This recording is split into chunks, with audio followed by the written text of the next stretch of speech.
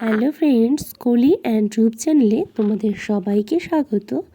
আবারও চলে এসেছি আরও একটি নতুন রেসিপির সাথে। আজকের রেসিপি সন্ধেবেলার একটি স্ন্যাক্স, সেটা আমি চিকেন দিয়ে তৈরি করব। তো চিকেনের এই সুন্দর একটি স্ন্যাক্স তোমাদের আজকে করে দেখাবো। তো চলো দেখে নেওয়া যাক। তো সবার প্রথমে দেখো, এখানে আমি একটা বোল নিয়েছি, আর এখানে নিয়েছি 250 গ্রাম চিকেন। আর চিকেনগুলো খুব ভালোভাবে পরিষ্কার করে নিয়েছি। আর এখানে দেখতেই পারছো যে আমি ছোট ছোট করে পিস করে কেটে নিয়েছি। তো চিকেনগুলোকে কাটা হয়ে গেছে। তো এখন আমি এটা একটু ম্যারিনেট করে নেব। তো সবার প্রথমে আমি এখানে দিয়ে দিচ্ছি একটা ডিম। তো যেহেতু চিকেনটা পরিমাণ অল্প, সেজন্য আমি এখানে একটা ডিম দিয়ে আমার হয়ে যাবে। আর খুব অল্প উপকরণেই স্ন্যাক্সটা তৈরি করা যাবে। তো এখানে আমি ডিমটা দিয়ে দিয়েছি, একটা ডিম। এরপর এর মধ্যে আমি দিয়ে দিচ্ছি 1 টেবিল স্পুন রসুন বাটা। তো আমি এখানে দিয়ে দিলাম রসুন বাটাটা। আর এরপর দিয়ে দিচ্ছি 1 টেবিল স্পুন আদা বাটা। আর এরপর দিয়ে দিচ্ছি 1 টেবিল স্পুন লেবুর রস। এর মধ্যে দিয়ে দিচ্ছি 1 টেবিল স্পুন সয়া সস।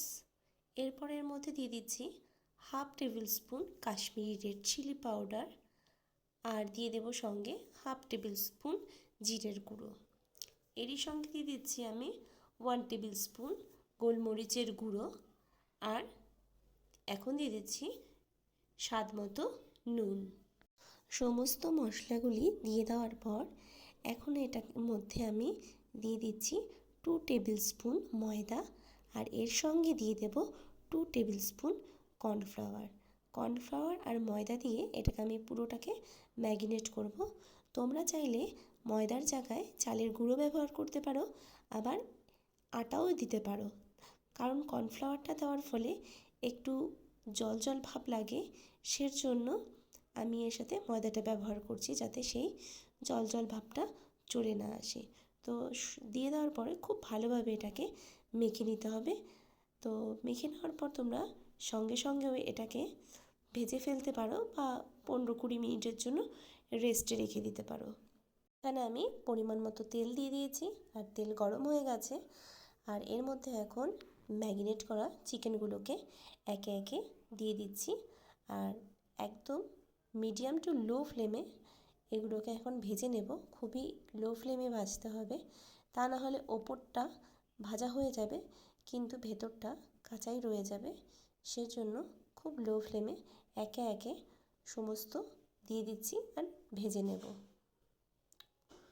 তো দেখতেই পাচ্ছো কালারটা খুব সুন্দর এসেছে। ম্যারিনেট করে যেহেতু আমি 20 মিনিটের মতো রেখে দিয়েছিলাম, তো কালারটা খুব সুন্দর এসেছে।